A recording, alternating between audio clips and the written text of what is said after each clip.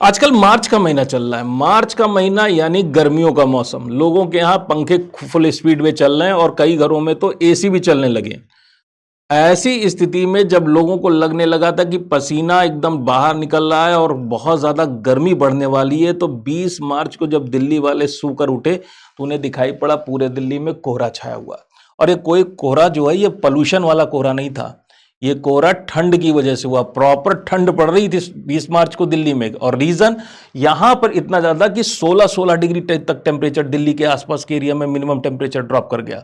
मार्च के महीने में इतनी ठंड कि आपका जो बद्रीनाथ है वहां पर बर्फ गिरने लगी। और बर्फ थोड़ी बहुत नहीं, 3 फीट के आसपास बर्फ गिरी है। तो नॉर्दर्न इंडिया में ठंड का मौसम वापस आ गया। आईएमडी यानी इंडियन मेट्रोलॉजिकल डिपार्टमेंट, जो भारतीय मौसम विज्ञान का जो केंद्र है, उसने ये कहा कि स्वेटर वेदर हो गया। तो स्वेटर वेदर अलर्ट जारी कर दिया है एमडी ने कि भैया अपने जो आपके जो सूती कपड़े हैं उनको छोड़िए और जो ऊनी कपड़े आपने वुलन क्लॉथ जो अपने अलमारी में पैक करके रख दिए कि अगले साल पहनेंगे, हो सकता है आपको वो वापस निकालने पड़े कि ठंड अगर इसी तरह से बढ़ती रही तो फिर वो आपको फिर से उन्हीं कपड़ों की जरूरत पड़ने वाली है। तो दिल्ली वालों ने तो ट्विटर पे जाकर, दिल्ली और नॉर्दर्न इंडिया के जितने भी शहरों में रहने वाले लोग थे, उन्होंने ट्विटर पे जाकर बहुत सारी बातें कही कि बड़ा ही खुशनुमा मौसम हो गया। कुछ तो ट्वीट्स ऐसे आ रहे हैं जो कह रहे हैं कि भैया मार्च के महीने में तो पूरे के पूरे जितना साल भर में जितने भी मौसम होते हैं सारे के सारे मौसमों का मजा मिल रहा है। गर्मी भी यहाँ देख ली हमने बारिश भी देख ली, और रही कई कसर थी ठंड की, तो भैया ठंड भी वापस आ गई। तो ये तो अर्बन एरियाज में शहरी वाले लोगों के लिए तो बहुत ही मजेदार चीज है। लेकिन इसका एक दूसरा पक्ष भी है। जो ये मौसम बदला है इसमें बहुत सारी मात्रा में हम कह सकते हैं हेल स्टॉर्म हुआ, कई सारी जगहों पे ओले गिरे, बारिश भी बहुत ज्यादा हुई है। और यहाँ पे जैसे मैंने आपसे बताया कि आपका गेहूं, जो किसानों का गेहूं है वो एकदम खड़ा हुआ है। कई सारी जगहों पे गेहूं की कटाई स्टार्ट हो गई थी। जो सरसों की फसल है उसको काट के खेतों में रखा गया था, उसको फाइनली प्रोसेस करने का काम शुरू होने वाला था।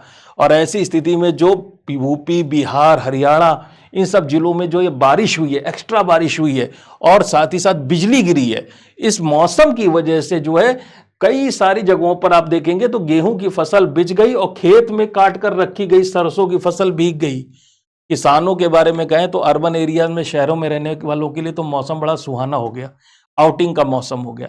लेकिन गांव का जो किसान है उसके लिए तो उसकी जो साल भर की मेहनत थी वो सारी की सारी वो पानी में भीग गई, बर्बाद हो गई। तरबूज की फसलों पर जब ओले की बारिश हुई है तो सारे के सारे तरबूज की फसल, तरबूज और खरबूजों की फसल वो खराब हो गई। बहुत सारी जगहों पर हमने देखा आम के बौर गिर गए। जिन जिन जगहों पर ओलावृष्टि चली, ओले गिरे, जहां जहां पर तेज गति से आंधियां चली, उन सब जगहों पर जो है आम के बौर का नुकसान हुआ है। और आम के किसान जो हैं, जिन आम की खेती करने वाले जो लोग हैं, उनके लिए भी ये मौसम बहुत अच्छी खबर लेकर नहीं आया है।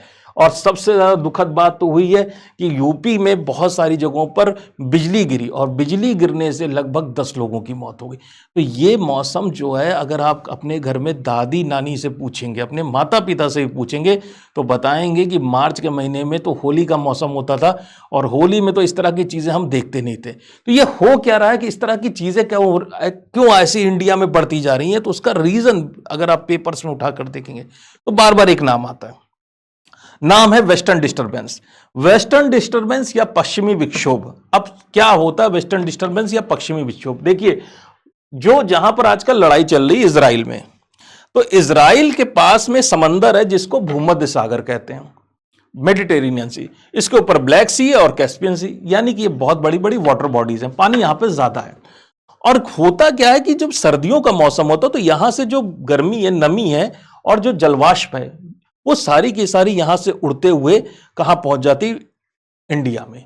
अफगानिस्तान, ईरान, अफगानिस्तान, पाकिस्तान से होते हुए इंडिया में पहुंच जाती है। अब जब ये नमी इंडिया में आती है, सारी की सारी नमी इंडिया में पहुंचती है, तो यहां इंडिया में पहुंचते पहुंचते ईरान में बारिश कराती है, अफगानिस्तान में बारिश होती है, पाकिस्तान में और भारत में। लेकिन इससे बारिश बहुत ज्यादा नहीं होती थी। ऐसी बारिश होती थी जिससे आप कह सकते हैं कि जमीन हल्की सी नम हो जाए, पहली चीज। और ये बारिश नॉर्मली जनवरी के महीने में ज्यादा हुआ करती थी। लेकिन अब क्लाइमेट चेंज की वजह से चीजें बदल गई हैं। हो गया कि जो वाटर बॉडीज हैं, मेडिटेरेनियन, कैस्पियन सी जैसी वाटर बॉडीज हैं, ये पहले से ज्यादा गर्म हो गई, और ज्यादा गर्म होने की वजह से अब ये ज्यादा वेपराइज हो रही है, इवापोरेशन यहां ज्यादा हो रहा है, ज्यादा मात्रा में भाप बन रही है, और ये भाप बहती हुई कहां चली आ रही है? इंडिया तक चली आ रही है। फिर सवाल आता है कि सारी की सारी भाप इंडिया में ही क्यों पहुंच रही है? उसके पीछे भी रीजन है। रीजन ये होता है कि इसमें के पीछे जो मुख्य रीजन है उसको हम कहते हैं जेट स्ट्रीम। अब जेट स्ट्रीम क्या है? देखिए, हवा चलती है कितने किलोमीटर की ऊंचाई पर? 8 से 12 किलोमीटर की ऊंचाई पर। जमीन से अगर हम कहें तो 8 से 12 किलोमीटर की ऊंचाई पर तेज गति की हवा चलती है, और सब जगह नहीं, पट्टियों में चलती है। यानी इस पट्टी में हवा की स्पीड ज्यादा होगी, पट्टी के इधर और इधर, ऊपर और नीचे या दाएं या बाएं, हवा की स्पीड नॉर्मल होगी। और हवा की स्पीड जो है कैसे होगी? वेस्ट से ईस्ट की तरफ, यानी हम वही कह रहे हैं ना, मेडिटेरेनियन से इंडिया की तरफ हवा तेज गति से चलती है। अब होता क्या, जब ये हवा तेज गति से चलती है तो अपने साथ ही जितना भी नीचे का पानी है वो सारी की सारी जलवाष्प जो है सारी की सारी इंडिया की तरफ ले आती है।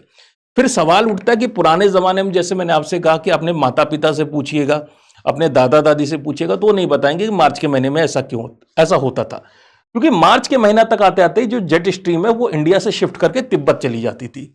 अब क्लाइमेट चेंज होने की वजह से इतना ज्यादा अंतर पड़ गया कि जेट स्ट्रीम मार्च के महीना आने के बावजूद भी अभी तक इंडिया के ऊपर ही है। तो इसका मतलब क्या है कि सारा का सारा पानी जो है मेडिटेरेनियन से, सारा का सारा पानी जो है जेट स्ट्रीम लेकर कहां पहुंच रही है? इंडिया के पास पहुंच रही है। और इस जेट स्ट्रीम की स्पीड भी ठीक ठाक है। अगर आप इसमें हवा की रफ्तार देखेंगे तो 200 किलोमीटर पर आवर से 300 किलोमीटर पर आवर की रफ्तार से हवा चलती है। तो छोटी मोटी ऐसा नहीं कि हवा का झोंका चल रहा है, ये लगातार हवा चलती रहती है 8 से 12 किलोमीटर की ऊंचाई पर, 200 से 300 की टॉप स्पीड में हवा चलती है वेस्ट से ईस्ट की तरफ। और यही सारी की सारी हवा जो है इतना सारे नमी इंडिया, ईरान और आपके पाकिस्तान और अफगानिस्तान में पहुंचा देती है। अभी 3 ही 4 दिन पहले अगर हम देखें तो पाकिस्तान में बहुत सारी बारिश हुई, और पाकिस्तान के कराची शहर में रात को बारिश हुई और 19 लोग डूबकर मर गए। ये वही जेट स्ट्रीम का कमाल है। और ये जेट स्ट्रीम केवल पाकिस्तान को परेशान नहीं कर रही, इंडिया के किसानों को कर रही है। इससे पहले अगस्त के महीने में न्यूज आई थी कि अगस्त के महीने में पाकिस्तान में इसी जेट स्ट्रीम वेस्टर्न डिस्टर्बेंस से बारिश हुई थी और 300 से ज्यादा लोग मर गए थे। पाकिस्तान की तो एकदम हालत खराब है। भारत को भी बहुत नुकसान हुआ।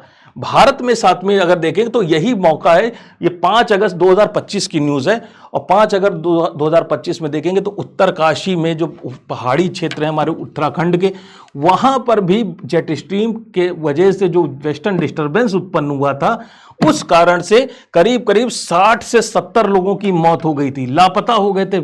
इतनी तेजी से फ्लैश फ्लड आया।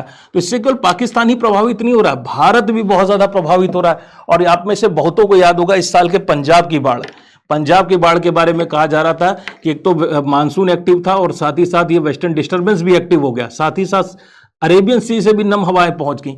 तो ये सारी चीजें जो है, ओशन लगातार गर्म होते जा रहे हैं, वो एकदम उनका दिमाग खराब है, मूड बहुत ज्यादा ऑफ है ओशंस का, इतना ज्यादा इवापोरेशन हो रहा है। और सारी की सारी चीजें जो है जैसे किसी ने बाल्टी पलट दी है पानी से भरी हुई भारत और भारतीय क्षेत्र में, और इस वजह से फ्लैश फ्लड, अचानक आने वाली बाढ़, ओलावृष्टि, पहाड़ों पे अगर हम देखेंगे तो एवलांशेस, और नीचे की तरफ देखेंगे तो बहुत बड़े एरिया में फ्लड यानी कि बाढ़ आने की संभावनाएं बढ़ती जा रही है। और संभावनाएं क्या, हो ही रहा है। 2025 में इतनी सारी बाढ़ आई, और 2026 में जो ड्राई सीजन जिसको माना जाता है, उस ड्राई सीजन में बिजली गिरने से 10-10 लोगों की मौत हो जा रही है। तो ये अच्छे सिम्टम्स दिखाई नहीं पड़ रहे हैं।